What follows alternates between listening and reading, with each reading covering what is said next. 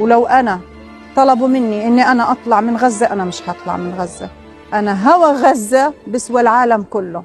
أنا المواطنة أم يوسف الشناوي من شمال غزة، بسكن حاليا في مخيم، قاعدة بخيمة لأنه بيتنا تدمر، وطبعا كل غزة تدمرت، ما فيش أي حاجة صالحة للحياة، وخاصة بعد تسكير المعابر مسكر علينا، لا أكل ولا مية ولا إشي ولا إمدادات ولا سولر يمد المستشفيات. لما بيكون ما فيش مية ما فيش نظافة للأطفال، بمرضوا الأطفال، بنروح نعالج الأطفال، ما فيش دواء، سكرت علينا المعابر وتقلصت علينا كل الأشياء، لا غذاء ولا مياه ولا دواء.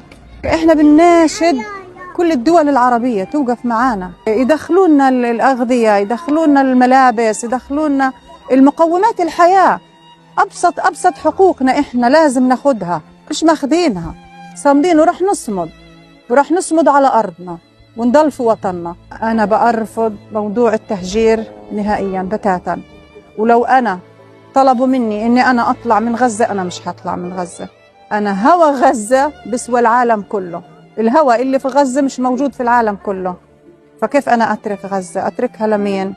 أترك أرضي وأرض أجدادي وأرض أولادي؟ بتركهاش.